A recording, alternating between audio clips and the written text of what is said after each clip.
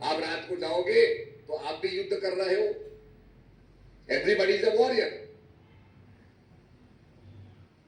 तो भगवान क्या कहते, तस्मात् सर्वेषु कालेषु, हे अर्जुन, तस्मात् सर्वेषु कालेषु मामानस्मर युद्ध च, तो हर काल में मेरा सुमरण कर। अब हर काल में कैसे होगा? जागृत अवस्था में आदमी कर लेगा, स्वप्न में सपना देखेगा तो कैसे कर पाएगा? सुषुप्त अवस्था के अंदर वो सब कुछ भूल करके गाढ़ निद्रा में सो जाता है, डीप स्लीप में, तो कैसे याद रखेगा? हम मंदिर जाते हैं, जब जागते रहते तभी जाते हैं, आरती करते तभी जाते हैं, जब जागते रहते हैं। लेट जाते हैं, गाढ़ निद्रा में चले जाते हैं तो कुछ आंख से देख भी नहीं पाते, सुन भी नहीं पाते, फिर कैसे होगा? तस्मात् सर्वेषु कालेषु मामानस्मर युद्ध च, हे अर्जुन, सब काल में क्या चीज हो रही है? सब काल में हम देख नहीं रहे। जब आंख बंद हो जाती है तब देखना बंद हो जाता है, गाढ़ निद्रा में सुनना बंद हो जाता है। ये जितने कर्मेंद्रिय है, ज्ञानेंद्रिय है, ये सब शांत हो जाते हैं। केवल एक ही चीज हमारे अंदर चल रही है और वो है हमारे प्राण। ये श्वासों की माला चल रही है। जागृत अवस्था, स्वप्न अवस्था, जिसमें हम सपना देखते हैं। राजा जनक ने सपना देखा, सपने में भिखारी बन गया, बड़ी मुश्किल से भिक्षा मांग करके खिचड़ी पकाता है और दो बैल लड़ते हुए आते हैं, खिचड़ी को गिरा देते हैं। एकदम नींद टूटती है, क्या हो गया, मैं कहां हूं? तो देख करके उसको आभास होता है मैं तो राजमहल में बैठा हूं, ये नौकर चाकर मेरे खड़े हैं। तो उसके अंदर एक ही प्रश्न निकलता है कि सत्य क्या है? मेरा सपना सच है या ये जागृत अवस्था सच है? और उसी के लिए वो अष्टावक्र से वार्तालाप करता है और अष्टावक्र से ज्ञान प्राप्त करता है। सुषुप्त अवस्था होती है जिसमें हमें आभास नहीं होता, भूल जाते हैं हम अमीर है गरीब है, इसका आभास नहीं रहता। There is total negation of worldly thoughts. संसार के किसी चीज का, स्त्रीलिंग पुल्लिंग, किसी चीज का आभास नहीं रहता है। पर संसार का आभास न होना ब्रह्म ज्ञान नहीं है। संसार को भुला करके अगर हम आत्म साक्षात करें तब वो तुरीय अवस्था है, और वो ज्ञान के द्वारा ही संभव है। ज्ञान के द्वारा श्वासों की माला है, जिसके लिए गुरु नानक देव जी कहते हैं, श्वास श्वास हरि नाम सुमर वृथा श्वास मत खोए, ना जाने इस श्वास का आवन होए न होए। गुरु नानक देव जी कहते हैं, काहे रे बन खोजन जाई। अरे जंगल में क्यों जाते हो?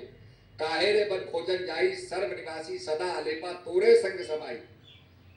वो कहते हैं जैसे फूल के अंदर मध्यम सुगंध जैसे बसी हुई है फूल के अंदर, और शीशे के अंदर जैसे छाया होती है, इसी प्रकार से ऐसे बसे हरि निरंतर घट ही खोजो भाई, बाहर भीतर हरि को बासा, यह गुरु ज्ञान बताई, काहे रेवन खोजन जाई।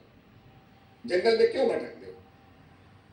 तो संतों ने अपने अंदर जानने के लिए कहा, अपने अंदर प्रवेश करने के लिए कहा। मन मथुरा दिल द्वारिका, काया काशी जान, 10वां द्वारा तेहरा तामे ज्योति पहचान। मन मथुरा है, दिल द्वारिका है, काया काशी है, और इसके अंदर जो परम प्रकाश है उसको पहचानो।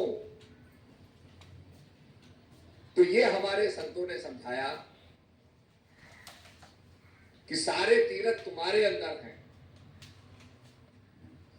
पर हम नहीं जानते।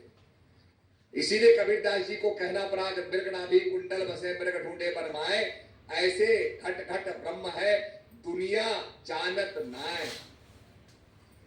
कस्तूरी का मृग, उसके अंदर कस्तूरी होती है, बड़ा भागा नहीं जानता कि कस्तूरी का स्रोत स्वयं वो है, वो बाहर भटकता रहता है।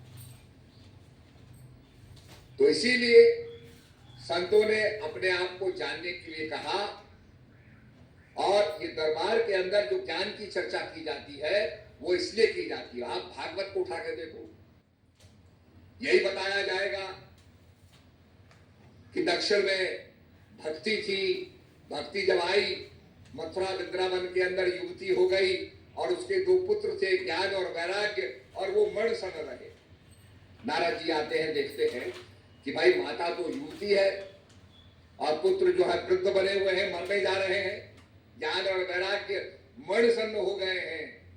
बड़ा आश्चर्य हुआ, भाई ये कैसे? तो भक्ति कहती है द्रविड़ देश के अंदर मेरा जन्म हुआ और यहां आकर के मैं युवती हो गई, क्योंकि यहां भक्ति का बहुत उल्लेख है, भक्ति की बहुत अच्छा है। आप जाएंगे वृंदावन में तो भक्ति के बारे में कहा जाता है, राधा रानी के बारे में, कृष्ण भगवान के बारे में, पर ये ज्ञान और वैराग्य अभी भी। तो नारद जी मंत्र बोलते हैं, श्लोक बोलते हैं, थोड़ी सी उनमें ताकत आई, फिर प्रसन्न हो गए।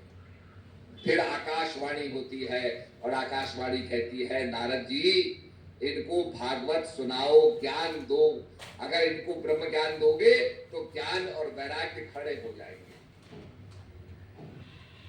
राजा परीक्षित को जब तक्षक नाग मारने वाला था तो सुखदेव मुनि ने ज्ञान की ही कथा सुनाई और राजा परीक्षित का जो भय था वो समाप्त हो गया।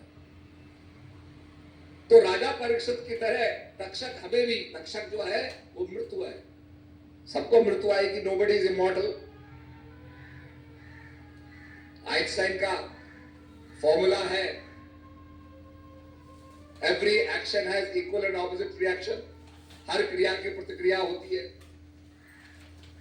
हम आए हैं तो जाएंगे भी। अब सत्संग के बाद सब लोग दर्शन करेंगे, उसके बाद चले जाएंगे, कुछ लोग सवेरे चले जाएंगे। तो every action has equal and opposite reaction.